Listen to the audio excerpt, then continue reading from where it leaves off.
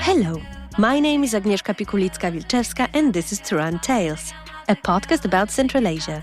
It delves into stories of people, politics, social change and more, and is part of my newsletter which you can support on Substack. Welcome and be my guest in the journey to Central Asia. Hi listeners, welcome back! I took a month off to rest, enjoy the sunshine and think about the future of Turan Tales. It's great to be back though. I missed the work, I missed Almaty and I definitely missed talking about Central Asia. In today's episode, we're looking at the evolving relationship between Central Asia and China. Neighbors for centuries along the Silk Road, and today major economic partners. China's presence is increasingly visible across the region. Chinese-made electric vehicles are becoming more common on the roads. Chinese companies are investing in local businesses and extractive industries. And more young people are choosing to study in China. Yet, research by Edward Lemon and Bradley Jardine found that China is viewed less favourably than any other major power in Central Asia. Why is that? And how has Beijing responded to the challenge? How important is Central Asia to China's Belt and Road Initiative? To answer these questions, I'm joined by Ed Lemon, co-author of the recently published book Backlash: China's Struggle for Influence in Central Asia. Ed is a research assistant professor at the Bush School of Government and Public Service at Texas A&M University and president of the Oxford Society for Central Asian Affairs. Welcome to Turan Talks.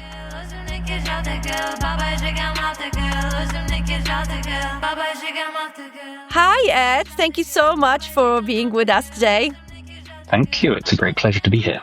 You recently co-authored a book titled Backlash about the resistance to Chinese influence in Central Asia.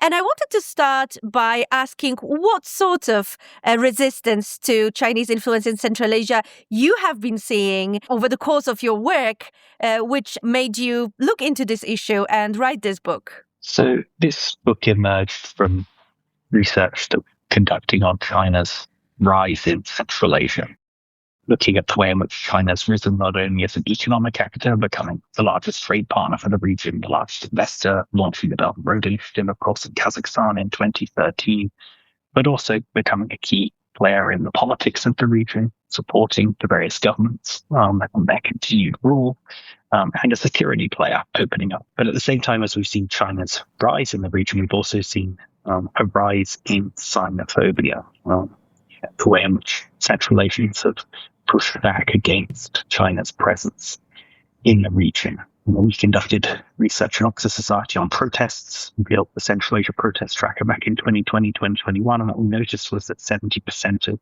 protests in Central Asia at that time were targeting foreign businesses or foreign governments were targeting China. And so we were interested in delving into why has China become this, in some ways, an other for Central Asia, even though it's geographically proximate, at least at that time. And things have changed a little bit more recently. It was being singled out when compared with Russia, for example, as a great power that was nefarious, that had bad intentions towards the region. It was trying to colonize the region. And so we delved into what was driving backlash against China in the region. Everything from concerns around land and kind of creeping migration from China through to ecological damage done by Chinese investments, mistreatment of workers, through to more political issues related to the detention of ethnic Kazakhs, Turkmens, Uyghurs, and other Turkic Muslim populations in Xinjiang. And so we were really interested in looking at why China was being singled out by many people as being a country that they couldn't trust, or a country whose people were culturally distant from Central Asians. Again, not to say that everyone in the region is Sinophobic. In many ways, many people were Sino-agnostic. They didn't know much about China. And we had far less knowledge of China than they did of other countries like Russia or the United States. And that's not to say that other great powers like Russia increasingly since 2022 or the United States over the years are not unpopular as well, which is in this particular book we're interested in China. Before we go into the exact reasons why China is so disliked in Central Asia, I would like to ask you about the forms of backlash. So what exactly was happening? What sort of forms this backlash was taking, like the protests? And I know that there were also deaths, right, recorded of Chinese workers. So tell us a bit more about that. Yeah, so, we were interested in everything from people posting on the social media to expressing opinions in opinion polls, particularly by Central Asia Barometer, polling company that was collecting data on people's perceptions of China, through to people actually taking actions in the real world. And so we looked at protests. Some of these protests were very much focused on an issue set related to China. Many of the others, especially in Kazakhstan during the period of transition from Nazarbayev to Tokayev, there was a protest organized around kind of elections, the changing kind of the constitution, and so on and so forth. And China was kind of thrown into the mix as an additional issue, along with those other kind of broader political issues, the desire to free political prisoners, for example. So there were protests, and then we looked at the kind of more violent acts in 2020, of course, during the transition and so-called revolution in Kyrgyzstan, when Japarov came to power. We saw, particularly in that period of anarchy, where at one point we had 3 different individuals claiming to be the president, or at least the acting head of state. We saw Chinese businesses being targeted as the country descended for that brief period into chaos. And you saw, miners in Jalalabad region being chased into the woods, their building, the mine being occupied and burnt. We saw organized criminal groups trying to fake down Chinese investors for money, threatening them with AK-47s. And so, we were interested in those some more violent acts. And then more recently, we've seen some security incidents, some attacks on the Tajik-Afghan border where various Chinese miners have been killed. So, it runs the gamut from a social media post through to a terrorist attack. If we go back in history, what sort of image China had in Central Asia? How was this narrative about China shaped, firstly during this, Soviet Union, and then during the independence? Well, certainly from the Chinese perspective, and we delve into this in the history chapter, much like Russia, China doesn't frame itself as an imperial power, right? Even though its process of colonization of territories such as Xinjiang and even parts of what is now Kazakhstan, Kyrgyzstan and Tajikistan were inherently colonial. Right? They were about seizing land and over time eventually incorporating those territories into mainland China. They didn't frame it in those terms. Right? And so for China, the way it narrates its history is one of kind of almost like manifest destiny, like Russia expanding into these territories, making them part of China, and one of that it continues to bring up in the context of the BRI as one of Silk Road exchanges of information, benign influence over time. And so China frames itself historically as being a country that's been, a key trade partner for the region, a key source of technology, a key source of ideas, and those exchanges being mutually beneficial. From the Central Asian perspective, of course, particularly during the Soviet Union, after the Sino-Soviet split, Central Asia, with its large Uyghur diaspora population, was part of the strategic rivalry, central to the strategic rivalry between Russia and China. And at that time, we saw various exiled Uyghur nationalist separatist groups being supported by the Soviet Union, allowed to broadcast from modern-day Kazakhstan into Xinjiang as an effort to kind of undermine Chinese rule. And so, I think that Sino-Soviet split and the fact that border wasn't open, people weren't crossing that border, it means that, the distance between China and Central Asia, at least in terms of person-to-person exchanges, cultural influence, is much more distant than the distance between Russia and Central Asia. And I think that remains true to this day. And I think an important aspect of China's limited soft power in the region is the fact that, unlike Russia, where millions of Central Asians travel to each year, of course, China is still very difficult to travel to. well, there has been the introduction of various visa-free regimes, but people still aren't traveling to China the way that they're traveling to Russia. And, of course, that comes with negative impressions as well as positive impressions. It's just xenophobia in Russia itself, of course, but it gives Russia more cultural presence. So I think people often don't know very much about China, as I said, and that was a common response to the people we interviewed because they didn't have much knowledge of China. So how China's influence in Central Asia changed with the Belt and Road Initiative? Because in the beginning of the independence, following the fallout of the Soviet Union, the relationship between China and Central Asian countries was much more limited, right? This all changed with the Belt and Road Initiative. So tell us a little bit more about that. How did it change, and what were the roots of the Belt and Road Initiative, also called the New Silk Road? Well, I think the reason behind it was there are multiple logics, and there's debates amongst people who study BRI over what the real driving force behind this is or was. There's, of course, a geostrategic reading of this. And one of the intellectual architects of the Belt and Road Initiative, Wang Jisi, who's a professor in China, he wrote a piece about kind of marching west, and the idea that because there was potential for confrontation in the South China Sea, China needed to have strategic depth. China needed to develop trade routes, trade corridors to Europe, to the Middle East, overland, right? That it couldn't, if there wants to be a confrontation, we need to rely on those overland corridors. And that's one reading of why, or one of the readings of why Belt and Road was created back in 2013. Another reading is more economic. That this is about exporting excess capacity, capital out of China, and seeking to rejuvenate regions like Xinjiang, which is obviously the westernmost region of China, the largest region of China, but also one of the most underdeveloped. So it's about boosting growth in Xinjiang. And then there's this kind of more building up the geostrategic narrative side of the Belt and Road's really about building relations of dependence and kind of locking countries into dependency on China. And that's kind of one that we look at quite a lot in the book.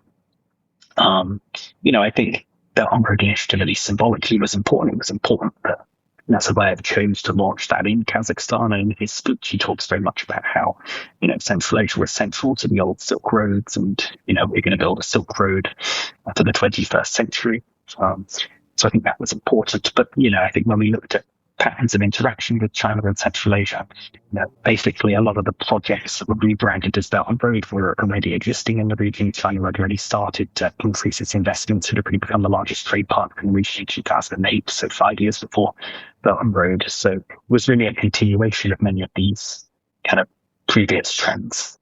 If we compare Chinese involvement in Central Asia, how does it differ from other regions, like, Africa or the Middle East or, South America?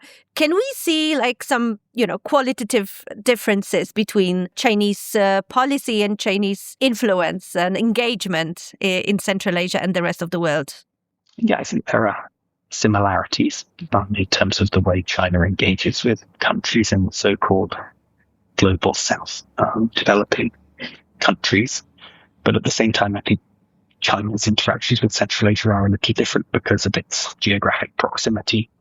Their geographic proximity to China, they're members, for example, of the Shanghai Cooperation Organization, that emerged from border negotiations between the former Soviet republics with bordered with China. China's obviously more concerned around security issues in Central Asia, but it's particularly concerned around Uyghur separatism and Uyghur terrorism, and the ways in which those groups could use Central Asia as a departure point for attacks into Xinjiang itself. And so I think this makes the issues that China is dealing with a little different. It's viewed the region in many ways as a kind of as an experimenting zone. It launched Belt and Road Initiative in Kazakhstan. It opened one of its first overseas military facilities in Tajikistan in 2016. It piloted the Confucius Institute system in Uzbekistan in 2004. So it's very much viewed, what it started to do in Central Asia as being a kind of experimenting zone for what it could be in other regions, as you said, like Africa or the Middle East.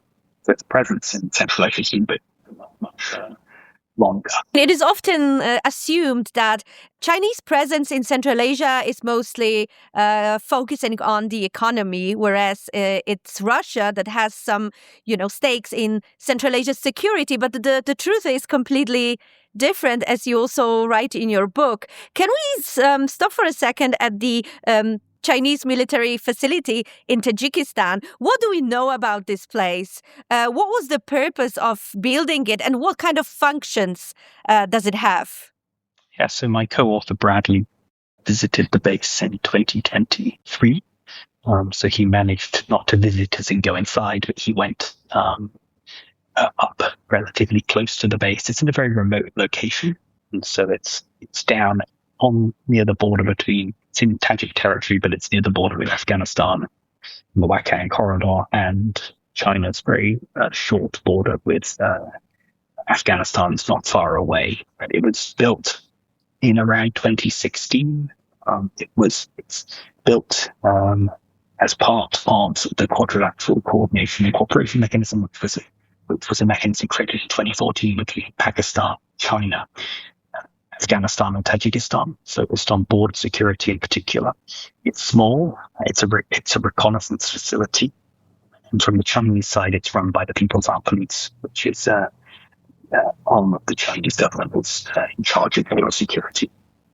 So it's really meant to be a kind of early warning station, you could say, for China to prevent any infiltration into its territory from Afghanistan. It doesn't really have much power projection capabilities, and it's in a very remote location. Chinese investments in the region are mostly what? And how does China build those investments? Do they bring Chinese workers in, or are these facilities bringing jobs to local people? I wanted to maybe come closer to those reasons for the backlash that is, the reason for our talk today. Well, China's investments are very broad. They're across a spectrum of different activities, and they have been shifting. An important story that we tell in the book is the way in which China has adapted its approach. And I think this is an important example of this. China's early investments were mostly in large-scale infrastructure, roads, railways, hydroelectric projects, energy projects, and these continue, of course. The most significant of these being or most significant one at the moment being the China, Kyrgyzstan, Uzbekistan railway that's just begun to be constructed. So infrastructure remains important, but I think what we've seen more recently is a shift towards co-production of electric vehicles, for example. Chinese electric vehicles, of course, have come to dominate the market in Central Asia, like in other parts of the world.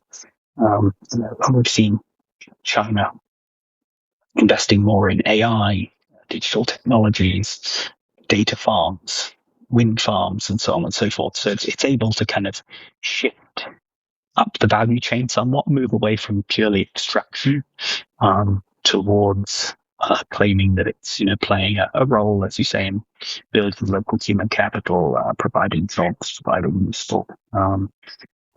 useful benefits to the local economy. So it has shifted over time. I guess the other important area to mention is energy. Obviously, China's become the largest importer of turbine gas. Almost all turbine gas now goes to China. And also significant investments, about a quarter of Kazakhstan's oil now under Chinese control. So, energy sector has been very key. Hey, quick little break. Thanks for listening to Turan Tales. We're a tiny independent show supported by listeners like you.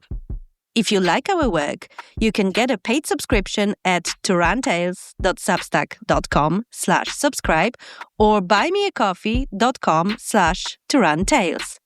Okay, back to the episode. What were the main reasons why this backlash happened? So what are the main reasons why people in Central Asia dislike China so much?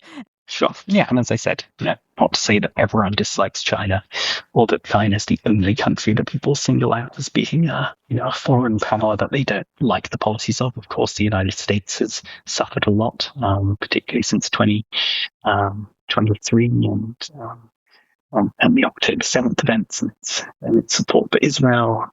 So obviously now it's its bombing campaign against Iran. So we've seen the US reputation suffering in many ways, and Russia, of course, since 2022 as well. So China's not the only country that's being singled out, but I think we were interested in some of the particular reasons why people were opposed to China, and so some of it comes from generalized concerns around the size of having such a powerful neighbor on the border, and ideas that China was trying to buy land in the region, trying to expand its territory. Some of the first anti-China protests we saw in the region in 2002. I mean, Kyrgyzstan signs its border deal with China to ratify their border. That ultimately results in widespread protests and the government cracking down on protests in Aksum in particular and killing a number of protesters. One of the long-term reasons why the Akayev government was overthrown in 2005. So, concerns around land, concerns around the effects of Chinese investments, particularly ecological damage by Chinese, oil operations in Western Kazakhstan, for example, drawn a lot of attention. Damage and pollution done by mining operations that are affecting local agriculture in Tajikistan and Kyrgyzstan, where Chinese mining operations are particularly concentrated. Concerns around labor conditions, Chinese companies not employing enough local labor and ultimately not providing enough benefits to the local economy.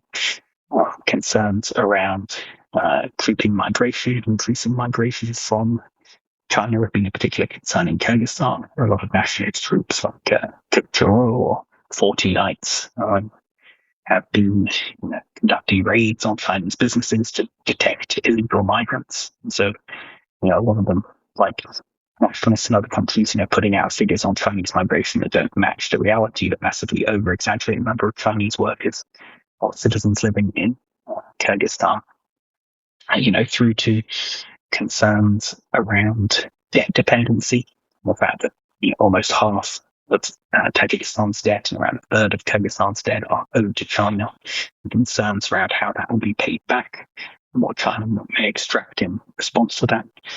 Through to concerns around Xinjiang and the situation in Xinjiang and people whose relatives have been detained in the camps in Xinjiang, generally concerned around what's happening to their religious kin over the border in Xinjiang. So a whole host of different reasons why people have been opposed to China's presence in the region.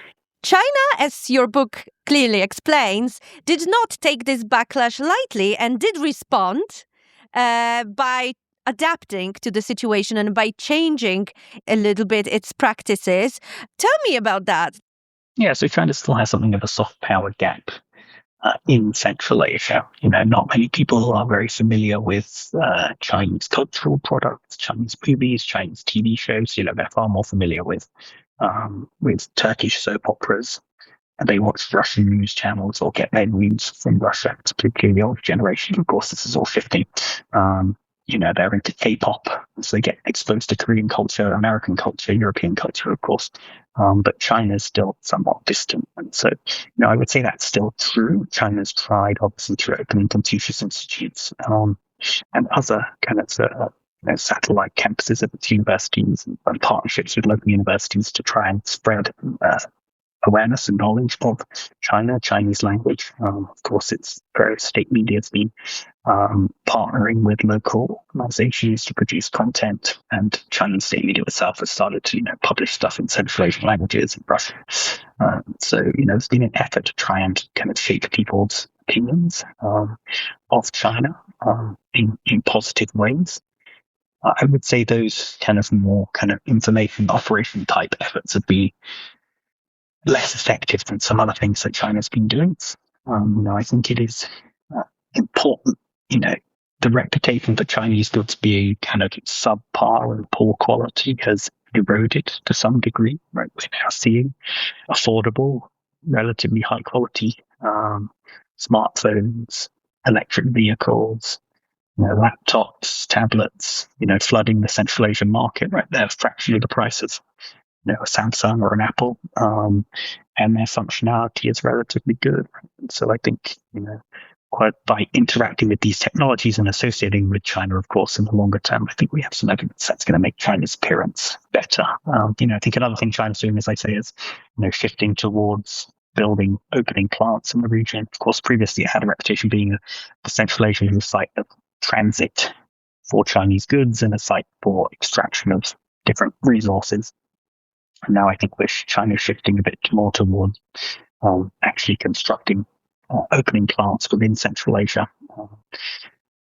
Shifting its investments towards slightly higher value investments, opening things like Luban workshops that have been opened in 4 of the 5 republics that focus on job kind of relevant skills, building human capital, is some of the things that we've seen China do to try and improve its image, and we have some evidence that it's working. Right, it's of course also taking place within the context, as I said, of Russia becoming less popular, the United States becoming less popular over the past 4 years, 3 years. But the latest opinion polling we have shows that China's reputation has improved a little bit over the past 3 years. So we do see seemingly some either direct or indirect results from these efforts. China has also a big media presence in Central Asia. I can see correspondence of Chinese state media on loads of different conferences across the region. Do you think that it also has had an impact on the way China is being viewed? Is there this, let's say, positive propaganda about China in state media across Central Asia, including Chinese state media, of course? Yeah, of course, there's an effort to portray China in a positive light, right? To showcase how China has emerged, since 1978 as a great economic success story, right? Lifting 300 million people out of poverty, building these mega cities, and being at the forefront of technological innovation, economic development, emerging as a vehicle of power. And this is something they can emulate. And importantly, at least for the Central Asian governments, of course, they've done so without democratizing. So this is a pathway towards kind of what's been called authoritarian modernization. And so, yes, a lot of the messaging kind of talks about the kind of China's economic development. It talks about China's positive role in the world, again, contrasted with Washington, that's been on the warpath and been invading different countries, removing leaders of foreign nations, assassinating them. What does China do? China's approach is very much about civilizational dialogue, about cooperation, about mutually beneficial exchanges. And then I think there's a conscious effort as well with regards to Xinjiang to kind of deny any of the atrocities going on there, and in reverse say that there's a lot of economic development taking place there. It's stable. All of the efforts that it's been undertaken are in the name of counterterrorism. They've been about stabilizing the region. And this is maybe a potential model for Central Asian governments to adopt. So I think there's multiple prongs to the strategy, but the general goal is to make China more appealing, make attitudes towards China better. So are there any fundamental differences between the ways that those Chinese companies operated in Central Asia, for example, when it comes to environmental regulations or the treatment of workers? Or is there a reason for this backlash and this resistance? How do Chinese companies compare to similar companies from Russia or the West? Well, I think there's no smoke without fire.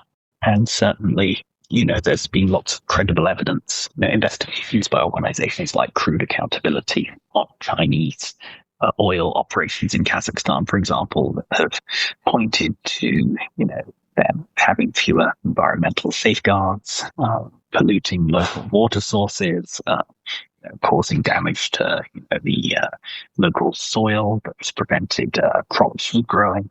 So I think there certainly have been lots of documented cases of Chinese operations, region, particularly kind of extractive industries, causing local pollution, causing problems for local populations, and various cases of Chinese mistreating workers, Chinese companies, and obviously the at least historically, I think this has again changed over time.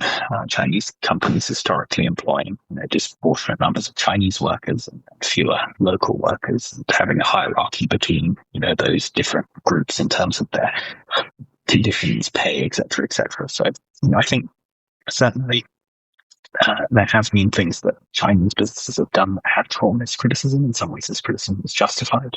Of course, sometimes it's been exaggerated. Of course, sometimes different actors have kind of tried to capitalize on it to pursue their agenda, particularly in Kyrgyzstan, where we've seen this happen. But I think, of course, other companies from other countries have also been involved in similar instances, but I think it's been Chinese companies that have had some of the most dramatic incidents. Obviously, there was the breakdown of the hot water plant in the recently restored hot water plant in Bishkek, if you remember, where it failed in the dead of winter, plunging Bishkek into lack of heat and hot water. And what was found was there was a great degree of corruption, embezzlement that was taking place by the Chinese and Kyrgyz sides. They were cooking the books effectively, and that was one of the reasons why the renovation of that plant broke down and the plant failed. So, we've had some of these large-scale scandals, and many of them have been linked to China. So we've been saying that China has addressed loads of those issues, but do you know if this is mostly the fact that China basically started having more soft power in the region through, its institutes, through the fact that it also sponsors scholarships for people, from Central Asians in China, but also through its media presence that is quite extensive in Central Asian countries? Or has the change also been substantive and can be seen by Central Asian workers or Central Asian people? Yeah, I think it's the most visible aspect of this, as I said, is the kind of Chinese technologies, Chinese electric vehicles, affordable Chinese technologies emerging across the region. So I think it is very palpable. China's economic presence in the region, of course, is, and I think the shift towards consumer goods, high quality consumer goods, is very palatable, and I think that's in the longer term one of the aspects of Chinese influence that is going to build a better reputation, because for everyday people, how do they interact with the country? They see it on the news, they interact with its technologies, they listen to its music and consume its different kind of cultural products. And so China's in some ways been lacking in this front, but certainly, if people are driving around in their affordable BYD electric vehicle and say, this is an example of a good Chinese product, and that can translate into a positive opinion of China. And when it comes to the backlash, is it still visible in Central Asia? Can we still see it in the same to the same extent as it was, or has it also lowered? I mean, I know you mentioned that it has changed a little bit, that the perception of China has changed, but these kind of protests, are they still there? And how important is xenophobia and basically racism in these protests and this backlash? Yeah, I would say that backlash against China kind of reached its peak around the time of the pandemic. Right? So this, of course, there are a number of things happening. There were the power transitions that were taking place in Kazakhstan in 2019 and Kyrgyzstan in 2020, and I think that opened up that led to an increase in protests, particularly in Kazakhstan, right? And a number of these protests, as I said, were about a whole host of different things, but the opposition movements were also opposed and were criticizing the Tokayev administration. And at that point, I guess the Nazarbayev, the tandem rule between the two individuals as being too beholden to China, right? That they were selling out Kazakh interests and so on and so forth. So I think we had those developments happening. We also had the pandemic itself that, of course, caused economic shocks across the region. and was blamed by some on China, right? That the virus had come from China, and had been exported to the region from there. And so, I think since then there've been shifts, as we discussed. The invasion of Ukraine has soured people's opinions of Russia, particularly younger generations, of course. China's made certain changes that I think have improved its image. We still do see backlash against China, xenophobia. We've seen some of these recent terrorist attacks on the border between Tajikistan and Afghanistan from November. First one was in November 2024, but there was another one this past autumn and then into the new year. So we certainly seen the continuation of some protests, continuation of some violent incidents, but overall, if we were to write a sequel to Backlash, then it probably would be one about kind of, how China's image in the region has improved over the past couple of years, or how Russia's opinions of Russia, of course, has become more negative. And finally, I wanted to ask you about the future, basically. So what do you think is going to happen now with China gaining more influence in Central Asia, but also with the West kind of coming back to Central Asia with all the different investment deals, with the critical mineral deals, with the middle corridor as well? How do you think this dynamics will be shaped in the future? Yeah, well, certainly China's rise will continue. It probably won't continue quite as dramatically as it has in the past few years, past few decades, really. But we're going to see China consolidating its position as the leading economic actor, increasingly playing a greater role in politics and security as Russia's role in those areas is a kind of slow decline. Not again across the board. We can't completely generalize. But in the longer term, we can expect China to play a greater role in those different areas. I think with the return of the West, right, certainly under the Trump administration, of course, there's been a great emphasis on critical minerals and the number of important deals signed, increasing bilateral relationships, at least at the highest levels, between the governments. We've seen obviously Europe and the United States interested in the reinvigoration of this middle corridor that would reduce reliance on Russia. Again, I think for the Western investments are never going to be on the same scale as China or even Russian investments in these areas.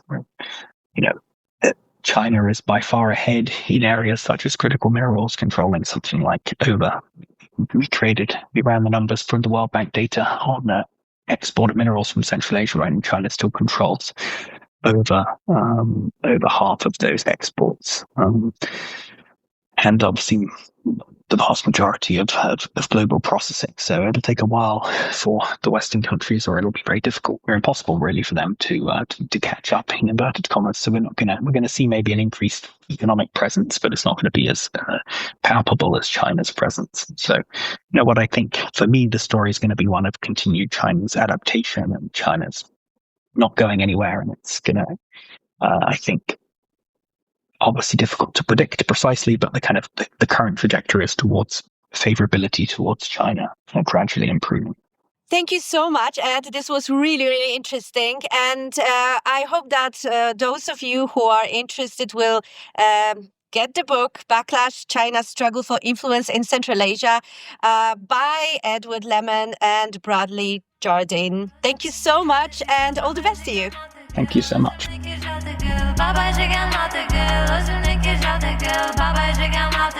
That's it for today. Thank you for listening, and please subscribe to Turan Tales on Substack. I look forward to meeting you there and on my newsletter's social media.